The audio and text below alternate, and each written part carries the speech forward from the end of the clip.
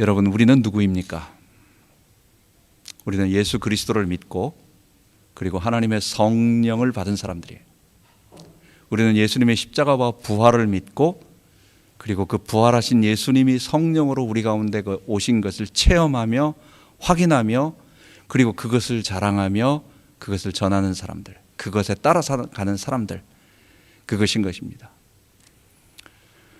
오순절날 바로 이 성령님께서 우리 인류 가운데 처음으로 오셨어요.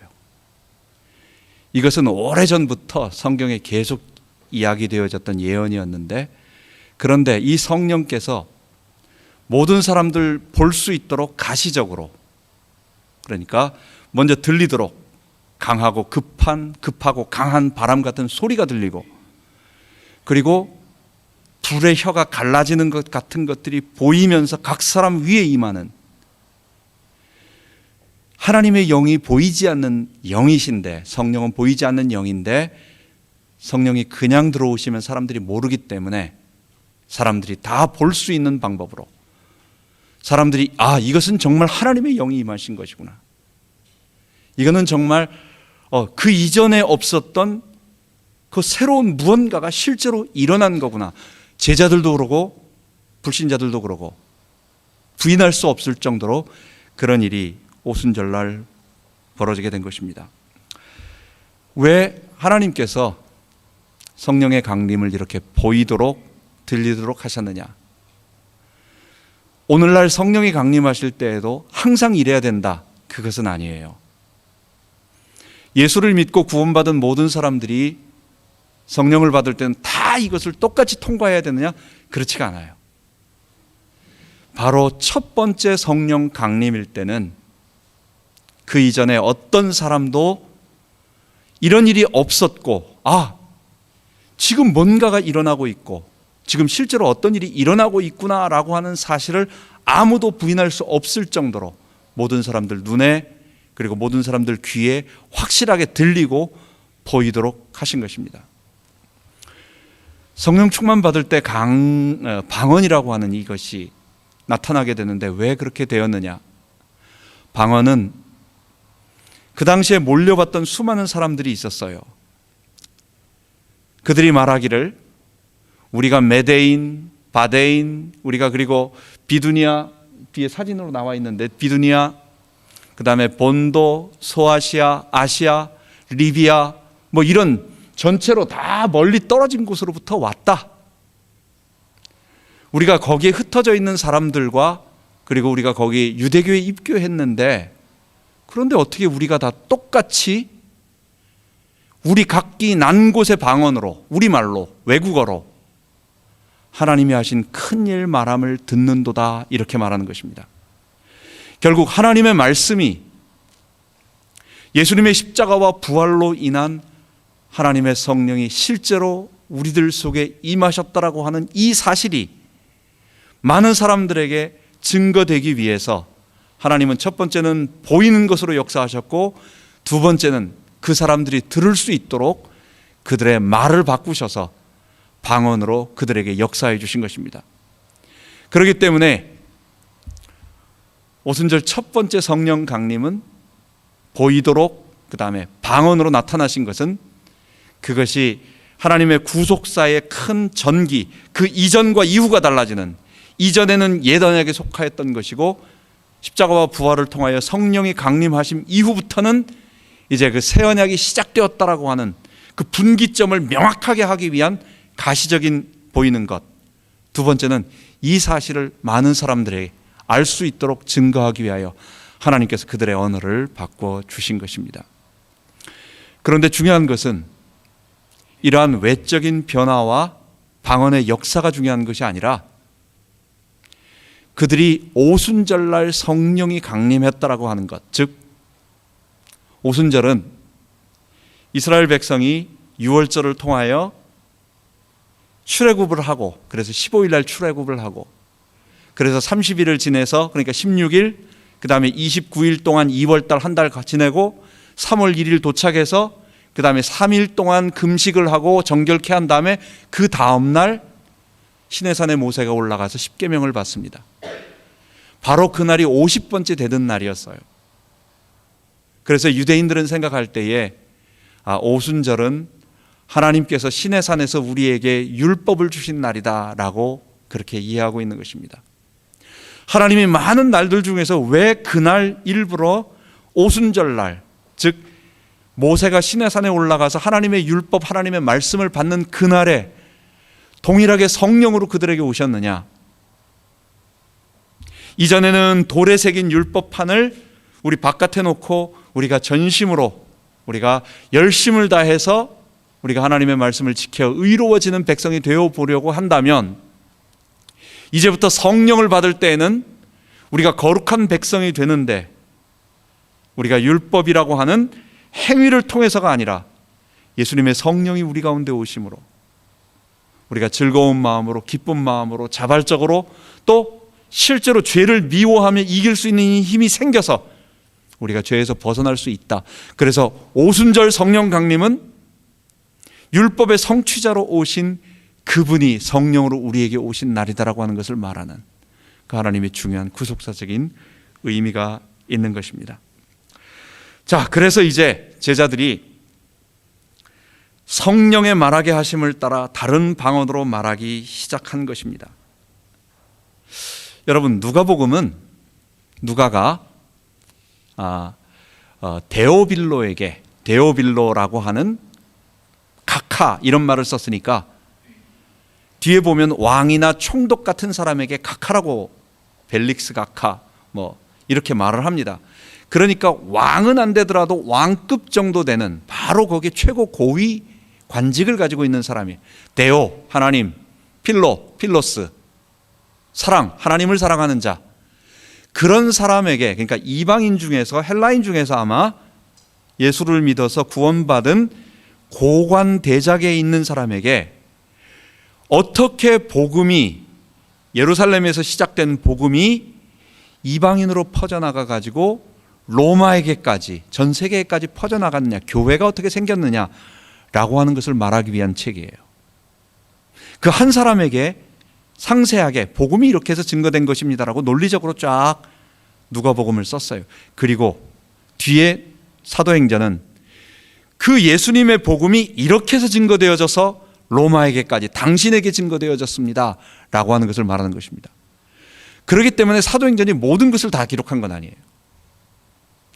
사도행전이 초대교회에 일어났었던 수많은 일들을 기록했지만 이것은 복음이 퍼져나가는 쪽으로 기록한 것이지 그 사이에서 되어진 일들을 다 기록한 건 아니에요. 사도행전 2장 4절, 지금 제가 기록한 저희가 다 성령의 충만함을 받고 성령이 말하게 하심을 따라 다른 방언으로 말하기를 시작하니라 라고 하는 그 한 줄 한 구절 속에 뭐가 들어있는가 생각을 한번 해보세요. 초대교회 제자들이 기도했다, 성령 받았다, 그 다음에 뜨거워져서 말하기 시작했다. 우리는 단순하게 이렇게 생각하지만 그 120명 되는 사람들이 예수의 이름을 붙잡고 열흘간 기도하기 시작했어요. 전적으로 모여서 기도하기 시작했어요.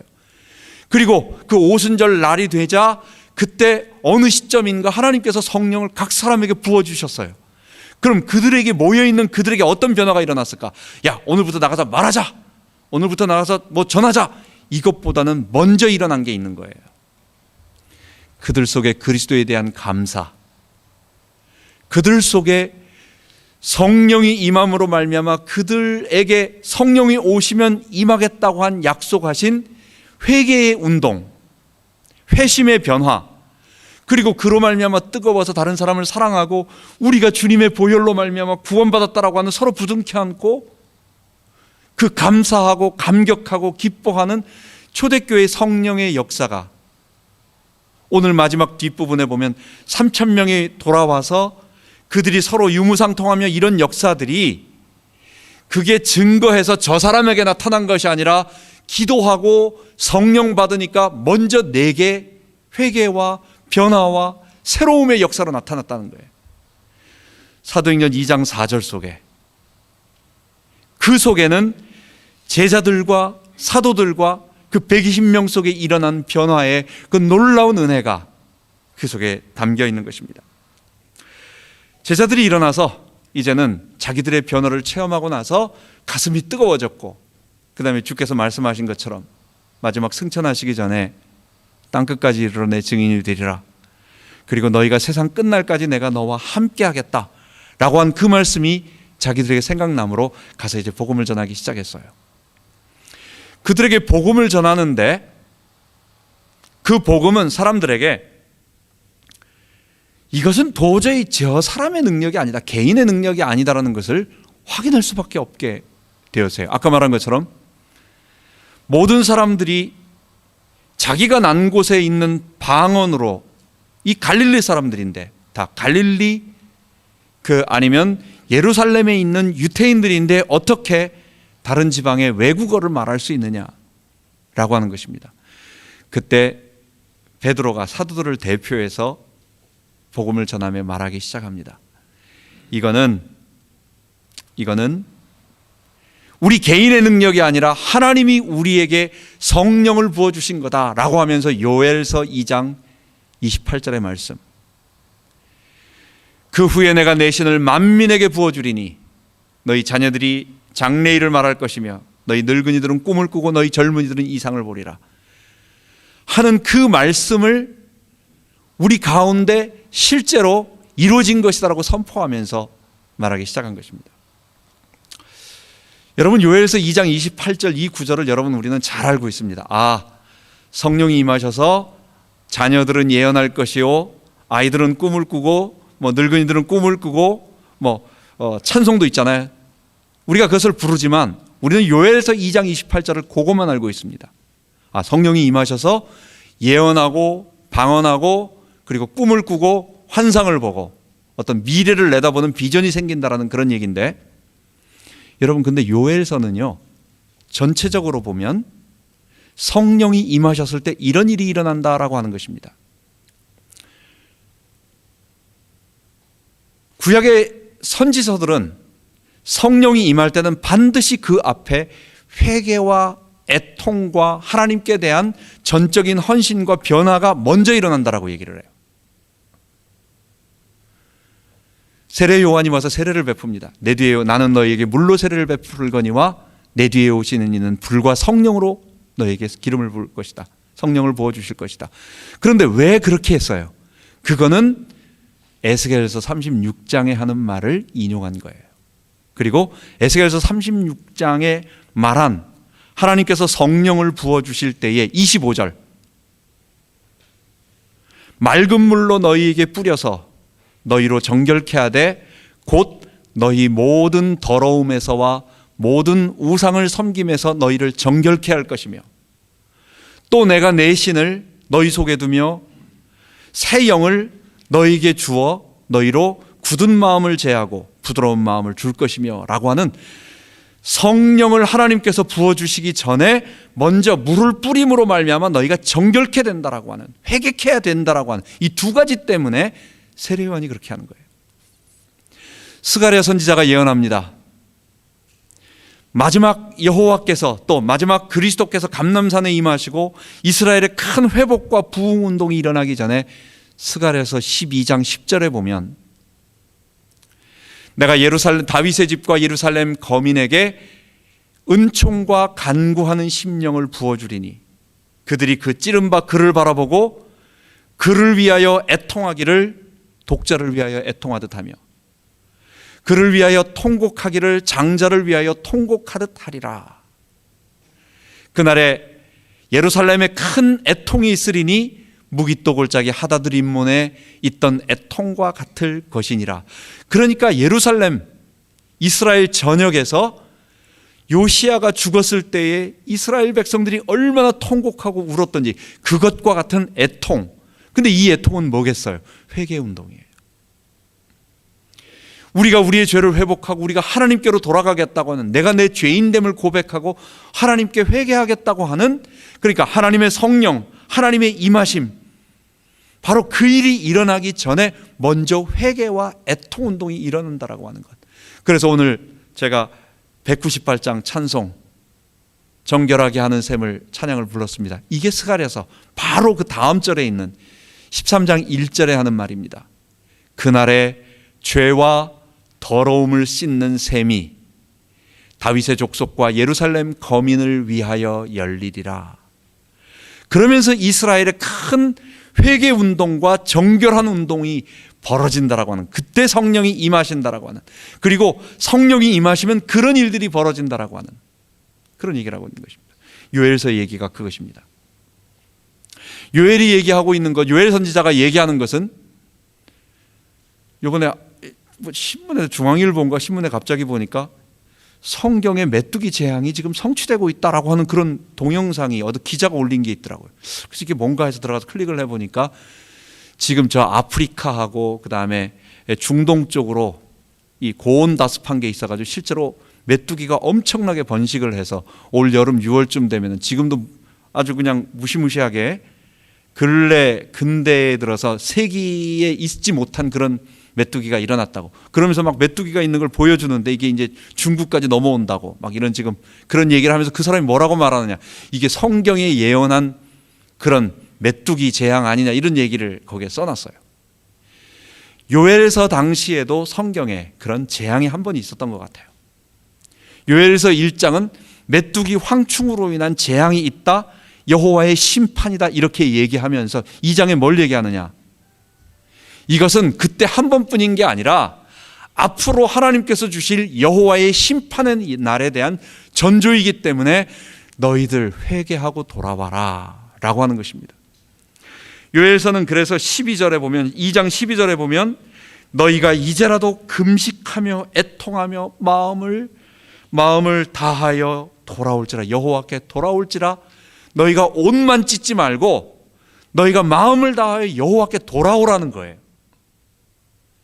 1장의 황충 재앙을 통해 가지고, 메뚜기 재앙을 통해서 여호와의 심판의 크고 무서운 날이 임한다 얘기하고, 그러나 그렇게 말해버리고 넌 그렇게 된다, 다 끝났다, 이건 뭐 우리에게 절망을 주는 그런 일이 아니라는 거예요.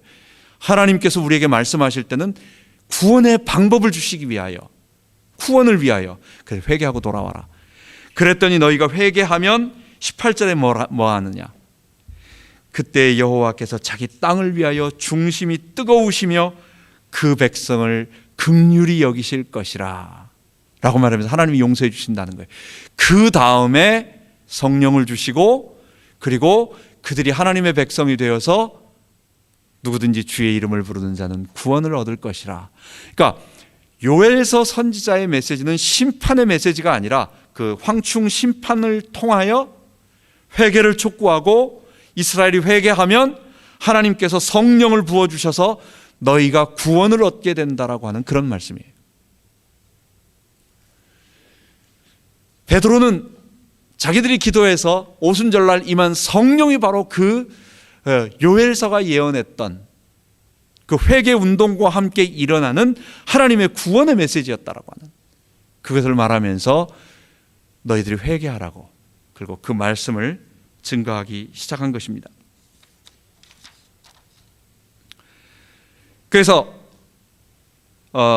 우리도 성령 충만과 성령의 은사를 우리가 기도하며, 주께서 기도하라고, 능력을 받기 위하여 기도하라고 말해서 우리가 성령 충만을 구하지만, 어떨 때는 우리도 이것을 하나의 은사로 생각을 해가지고, 힘으로 생각을 해가지고, 아 성령 받으면 좋겠다, 하나님 성령 주세요 해가지고 내 속에 실제로 일어나고 있는, 우리 속에 전반에 일어나고 있는 은혜로 말미암아 나를 변화시키고, 회개라고 하는 것은 뭡니까? 우리가 우리의 삶의 방향을 주님께 완전히 돌이키는 거예요. 내가 주인이라고 살아가는 나의 주도권을 놓지 않고 있는 이 부분을 주님께 완전히 내어드리고, 주권을 전이해서 내어드리고, 그분께 내어드리고 나서, 그리고 내가 주님을 섬기며 살아가겠다라고 주님 앞에 무릎 꿇는 행위, 이걸 회개라고 말해요. 물론 회개하고 나서 우리가 죄 하나도 안 짓느냐? 그거는 불가능해요. 우리가 죄인이기 때문에. 우리는 평생 죄와 싸우며 늘 실패하며, 그러나 조금씩 나아지면서 죄와 싸우며 나아가는 사람들이지, 우리가 예수 믿고 성령 받고 나서 죄 하나도 안 짓는 거룩한 완전 성화가 이루어진다? 그건 아니에요. 그러나 중요한 것은 내 밑에 끊임없이 올라오고 있는 죄의 그 나의 주도권을 주님께 굴복하고 내어드리는 그 한 번의 사건은, 그건 우리에게 있는 거예요. 그게 뭐냐? 회개라고 말하는 것입니다. 성령 받으면 반드시 이 회개의 운동이라는 것입니다. 성령 받으면 반드시 내가 죄인이며 이제는 내가 주인 돼서 내 중심적으로 내가 왕이 돼서 살지 않고 나를 창조하신 창조주 하나님 앞에 굴복하고 그리고 나를 구속하기 위하여 십자가에 피 흘리신 예수님을 나의 주님으로 모시고 주의 백성으로서 주를 섬기면서 주의 종으로서 시키는 대로 주의 뜻을 따라 살아가겠습니다 라고 굴복하는 행위, 굴복하는 우리의 마음 자세, 삶의 태도, 성향, 이런 고백. 1907년 한국교회 모태가 되었던 평양 대부흥운동이 있었습니다. 그때 일어났을 때, 성령이 임했을 때 오순절날 초대교회에 일어났던 것하고 똑같아요. 그게 바로 하나님의 은혜로 말미암아 사람들이 죄를 회개하고 고백하기 시작한 것입니다. 일본은 우리보다 먼저 복음이 들어가고 그랬는데도 왜 복음이 그들에게는 퍼져나가지 않았을까? 왜 한국에는 그렇게 퍼져나갔을까? 어느 교회 사학자가 이야기한 그게 있어요. 인도에도 복음이 들어갔는데, 버마에도 복음이 들어갔는데 복음이 퍼져나가질 않고 30-40년 동안 겨우 1명, 2명 회개시켜서 세례 한번 주고, 버마 선교사 아도니람 저드슨 같은 사람은 그렇게 사역을 하고 그 다음에 이제 성경으로 말미암아 조금씩 일어나는데, 한국은 복음이 들어오자마자 왜 그렇게 됐느냐? 그게 하나님의 특별한 섭리였지만, 첫 번째는 한국 사람들 속에 절대적인 우리 민족 고유의 종교가 없었다고 하는 것. 불교도 외국에서 들어온 것이고 무속이 그 밑에 기복신앙으로 깔려 있지만 모든 사람들이 이거는 우리 민족의 절대적인 거다라고 하는 어떠한 고유 종교가 없었다는 것.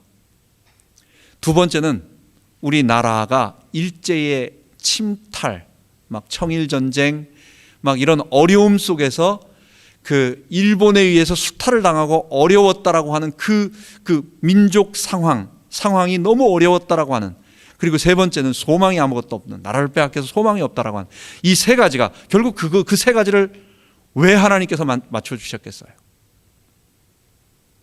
그것 때문에 모든 사람들이 그런 절박한 심령이 있는 곳에 불이 붙음으로 말미암아, 근데 그 불은 제대로 된 불이었어요.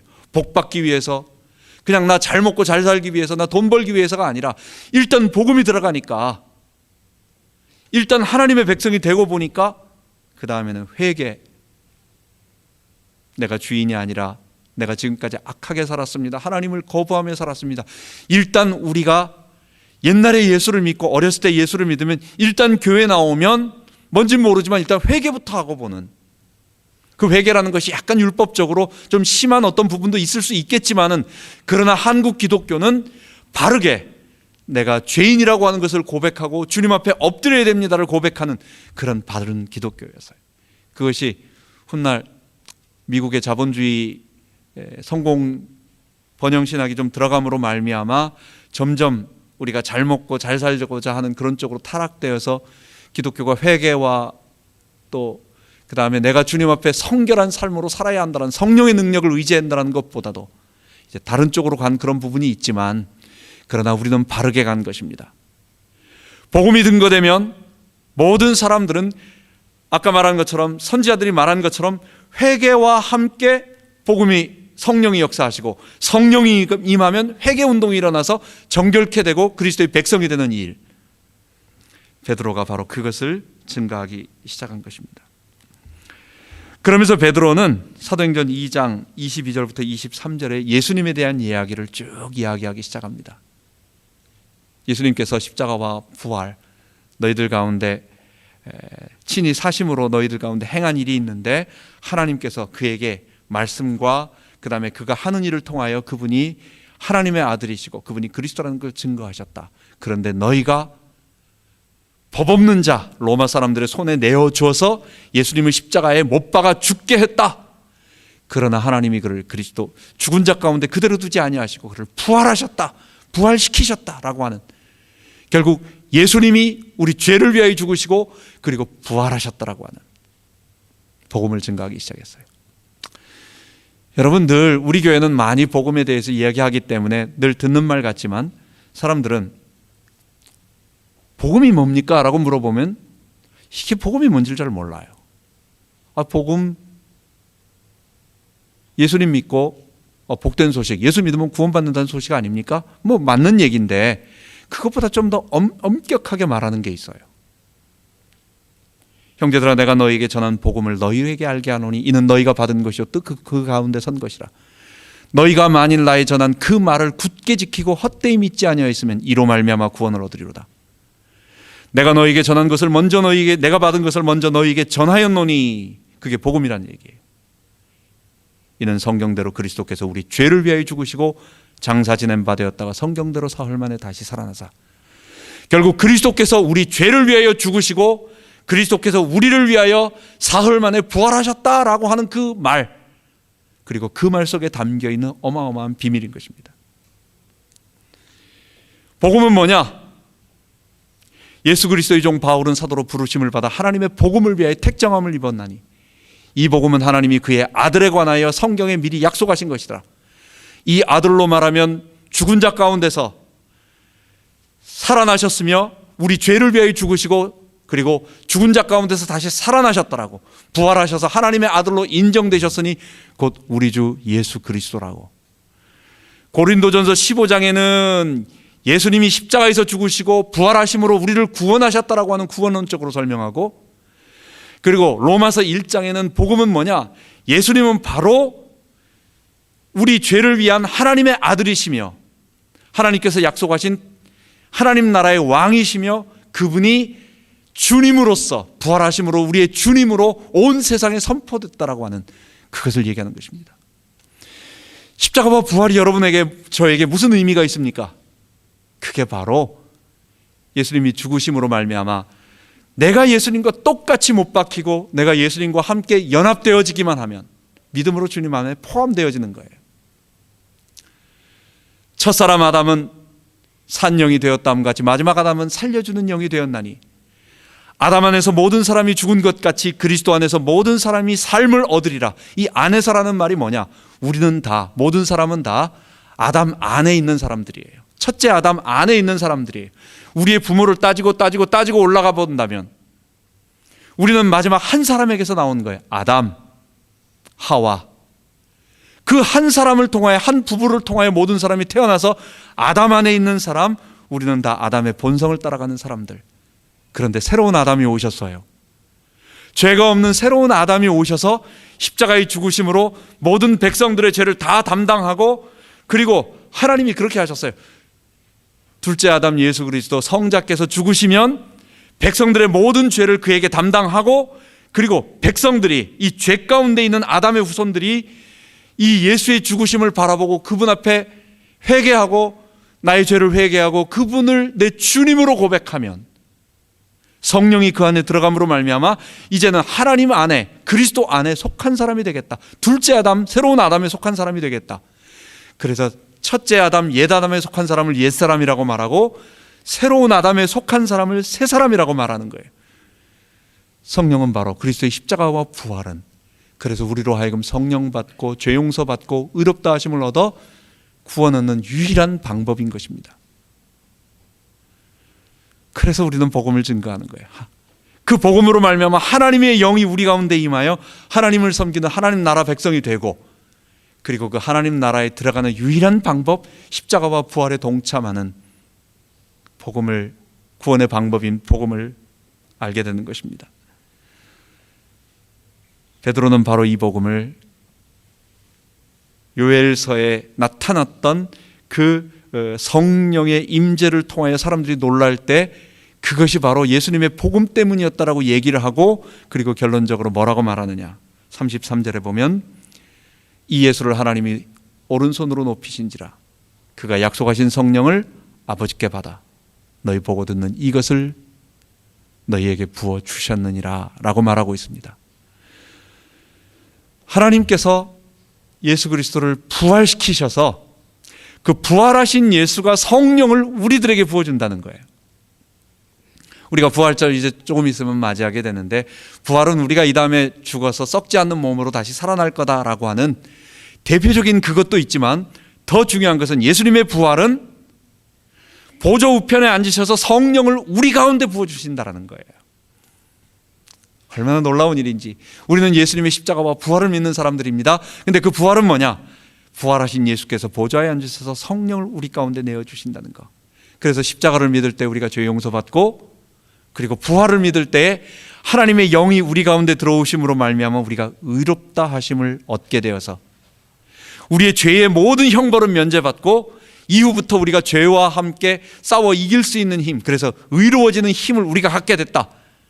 예수는 우리 범죄함을 위하여 내어줌이 되고 또한 우리를 의롭다 하심을 위하여 살아나셨느니라. 로마서 4장 25절에 말하고 있는 것입니다. 그래서 마지막으로 베드로는 이제 그렇다고 한다면 너희도 우리처럼, 그 앞에 말이 생략된 거예요.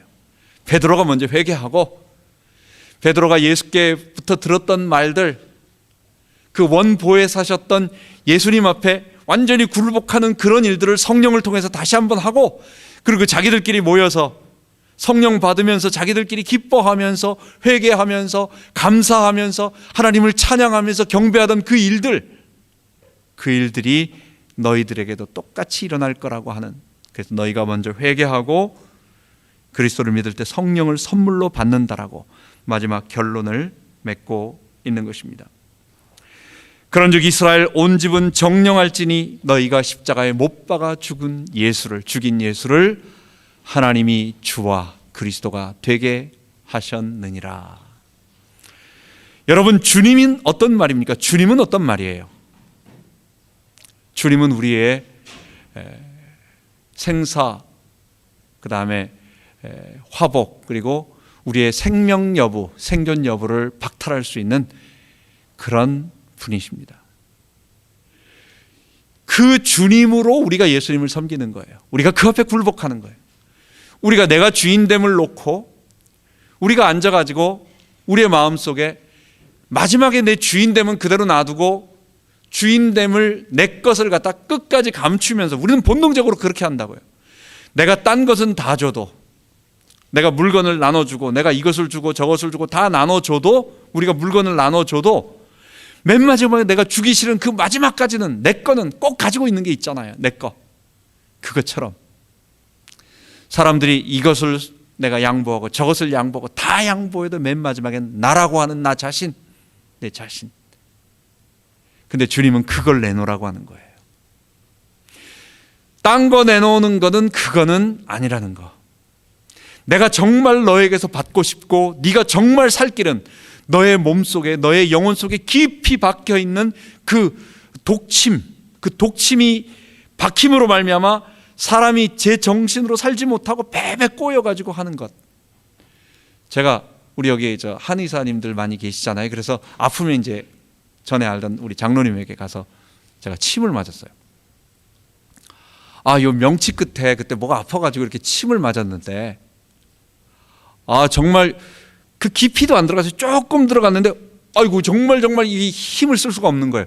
숨이 딱 막히고, 그게 제대로 찔른 건지 잘못 찔른 건지 나 잘 모르겠어. 근데 이거 정말 숨을 못 쉬겠는 거예요. 그렇다고 나이가 50다 된 사람이 아파요 이렇게 말도 못하고, 그거 뺄 때까지 정말 숨도 못 쉴 정도로 그렇게 힘들었어요. 이 명치 밑에 고기에다 살짝 찔렀는데, 죄의 독침이 우리의 영혼에 찔르면 사람이 베베 꼬이는 거예요. 정상적인 뭘 들어도 다른 말로 들리고 모든 것이 그렇게 보이고 나쁘게 보이는 죄인으로 우리가 변형이 뒤틀어져 버린 거예요. 우리 인격이 뒤틀어져 버린 거예요. 그거 뽑아내야 된다는 거예요. 딴 거 갖고는 안 된다는 거예요. 너가 살 길은, 수술해야 할 것은, 그걸 뽑아내야 되는 게, 그게 뭡니까? 내가 아담이라고 하는 선과 악을 내가 판단하고 내가 주인 돼서 살고 내가 하나님처럼 되겠다고 하는 요 부분을 뽑아내지 않는다면 우리는요, 교회 안에서도 얼마든지 흉내를 냅니다. 교회 안에서 얼마든지 교회 생활을 오래 해서 심지어 신학교 가면 목사 다 되는 거 아닙니까? 다 될 수 있어요. 여러분, 얼마든지 교회 직분 받고 흉내내고 얼마든지 그럴 수 있지만 그거 갖고는 아니라는 거예요. 그건 그리스도인이 아니라고 하는 거예요. 그리스도는 뭐냐? 십자가에 달리신 예수 앞에 내가 나도 주님 앞에 내가 그리스도와 함께 못 박혔나니. 그래서 이제는 내가 산 것 아니오 오직 내 안에 주님이 사신다라고 하는, 이거는 신앙의 맨 마지막이면서도 사실은 이게 시작이에요. 이것 아닌 것은 시작이 아닌 것입니다. 그렇게 시작하고 나서 약간 우리가 실수해서 다시 빠져나갈 수는 있지만 그것으로 시작하지 않는 것, 그거는 신앙이 시작됐다고 보지 않는 거예요. 왜 한국교회와 또 우리 이민교회에 어려움들이 많이 있습니까? 우리가 아직 주인이라고 하는 것을 내려놓지 않고 내가 크리스찬으로서 십자가 앞에 못 박히지 않은 그런 모습으로 교회를 판단하고 자꾸 그렇게 하니까 그런 일들이 일어나는 것입니다. 우리는 그래서 성령으로 말미암아 회개 운동이 일어나고 예수 앞에 굴복하는, 그래서 예수의 주되심을 고백하는, 내가 죄인이라고 하는 것을 고백하는 그 운동이 일어나는 것입니다. 마지막으로 저희가 사도의 가르침을 받아 서로 교제하며 떡을 떼며 기도하기를 전혀 힘쓰니라. 제자들에게 나타난 큰 변화는 사도의 가르침을 받은 것입니다. 여러분, 사도의 가르침을 받는 것이 왜 그렇게 중요하냐? 여러분, 성경을 부분적으로 읽으면요, 성경을 그냥 성경 공부처럼 어느 정도로 자기들이 그냥 읽다 보면 앞뒤 문맥을 이해하지 못하고 그 부분에서 어떤 부분을 느끼면 엉뚱한 데 가게 됩니다. 요즘 말하고 있는 신천지가 왜 그렇게 악하냐? 자기들끼리 몇 구절을 뽑아가지고 그 구절을 짜집기 해서 연결을 계속 함으로 말미암아 그렇게 사람들이 맨 마지막에는 내가 죄인이고 성령 받아야 되고 내가 거룩한 백성으로 살아야 된다라고 하는 이 변화보다는 14만 4천이 하늘에 있고 그 다음에 이 땅에 14만 4천 명은 하늘에서 그 영이 내려와서 죽지 않고 영생불사한다. 마지막 결론은 그렇게 되는 거예요. 근데 그게 성경을 전체로 아는 사람들은, 우리 많이 공부한 사람들은 참 말도 안 되는 어디서 그딴 소리를 하냐 이렇게 하지만, 그것만 읽은 사람들은 그거를 갖다가 야, 어떻게 이런 계시가 있나 해가지고 이런 길이 있구나 해가지고 그렇게 가는 거예요. 그래서 여러분들이 교회에서 가르치는 목사님과 전도사님과 이 공인되지 않은 사람들이 교회에서 인정하지 않는 그런 나머지 공부는 수상하다라고 하는, 일단 우리가 우리를 지키기 위해서는 그렇게 한다라고 하는 것을 좀 알아야 되겠습니다. 하나님의 말씀을 붙잡고 그리고 모여서 저희가 떡을 떼며, 그러니까 교제하고, 이 교제라고 하는 것은 성찬이 포함되어지고 그리고 서로 기뻐하며 서로 사귀며 그 다음에 전혀 기도에 힘쓰는 그런 일이 벌어졌어요. 자, 마지막으로 우리가 어떻게 하면 성령 충만을 받을 수 있는가 한번 보도록 하겠습니다. 여러분, 성령 충만은 내가 어떤 조건을 행하면 그 조건의 결과 반드시 그렇게 되어진다. 여러분, 이건 기계적인 것입니다. 이건 틀린 것입니다. 여러분, 내가 어떤 자판기에다가 밴딩머신에다가 동전을 넣습니다. 여러분, 동전을 넣었을 때 뭐가 하나 떨어지지 않을 가능성이 있나요? 없어요. 내가 하나를 코인을 넣으면 반드시 그건 떨어지게 되어 있어요. 내가 이런 조건을 하면 하나님은 반드시 내게 성령 충만 주느냐? 그건 하나님은 기계예요. 내가 하나님을 조종하는 거예요. 그게 아니에요. 은혜는 뭐냐? 내가 이렇게 해도 하나님이 주실 수가 있고 안 주실 수가 있는 게, 그러니까 주권은 하나님께 있다라는 거예요. 성령 충만은 하나님이 은혜로 주시는 것이지, 우리가 쟁취한다고, 우리가 밤새 기도한다고, 우리가 어떤 공덕을 쌓고 어떤 행위를 하면 이 정도 퍼센트의 일을 이 정도를 넘어가면 반드시 온다, 이건 아니에요. 우리가 첫 번째 먼저 그걸 알아야 되겠어요. 그러나 주님께서는 우리들에게 성령 충만 받기 위해서는 너희들이 이런 일을 해라라고 말씀해 주셨어요. 그게 바로 뭐냐? 먼저 회개하고 우리가 주님 앞에 십자가 복음이라고 하는, 그 십자가 복음이라고 하는 건 뭡니까? 결국 내가 죄인됨을 고백하며 날마다 주님 앞에 서는 것을 얘기해요. 그 말씀을 붙잡고 자꾸 주님을 바라볼 때 성령님이 우리 안에 충만하게 역사해 주시고, 그래서 십자가를 생각하면 감사가 나오고 기쁨이 나오고, 우리가 보혈 찬양, 복음 찬양을 들으면 막 그 모든 성도들 다 기뻐하는 것 같아요. 이게 예수의 영을 받은 사람들이 다 그래요. 찬양을 이렇게 동영상 찬양 들을 때 그 밑에 댓글들 달린 거 보면 보혈 찬양들이 이렇게 불러지는 게 있잖아요. 그게 마던한 것이든지 옛날 것이든지 간에 보혈의 내용을 잘 증거하는 찬양들 밑에 댓글 달린 거 보면 이 예수의 영과 십자가를 아는 사람들의 댓글은 거의 다 똑같아요. 주님께서 그 내가 어렸을 때 들었던 그 복음이고, 내가 그 찬양을 들으면 눈물이 나고 감사하고, 우리 주님이 왕이시고, 이런 공통된 우리, 그게 미국 사람이든지 스페니쉬, 나는 어디에 살고 있는 뭐 이런 인도 이쪽 모든 데 살고 있다 할지라도 다 똑같은 고백이 일어나는 것입니다. 겸손함과 그 다음에 십자가의 복음 앞에 설 때 하나님께서 우리에게 성령을 주신다고 말씀하셨고, 두 번째는 우리가 회개하고 기도하며 성령의 도우심을 기도할 때, 그러니까 예수님께서 말씀하여 주셨잖아요. 기도하라고, 내가 너와 함께 할 거라고. 그리고 마지막에는 우리가 성령을 사모하며 하나님 앞에 전도하기 시작할 때, 그리스도는 진리의 영으로 우리 가운데 오셨습니다. 그래서 사도행전의 모든 역사들은 복음을 증거할 때 나타난 것입니다. 우리 교회가 모든 사람들이 사도처럼 살 수는 없잖아요. 우리에게 맡겨준 주의 사명들이 있잖아요. 개인이 증거하기보다는 우리 전체 교회가 같이 힘을 합쳐서 복음을 전하고, 누구는 말하는 쪽으로, 누구는 교회를 돕는 쪽으로, 또 섬기는 쪽으로, 봉사하는 쪽으로 다 하나 되어서 우리 교회가 이 지역에 회개와 회심 운동이 일어나는 이 십자가 복음을 증거하는 우리 교회 되기 바랍니다. 우리 같이 기도하겠습니다. 하나님 아버지, 오늘 사도행전 2장에 나타났던 놀라운 성령 충만과 하나님의 큰 일, 그것을 우리가 말씀으로 배웠습니다.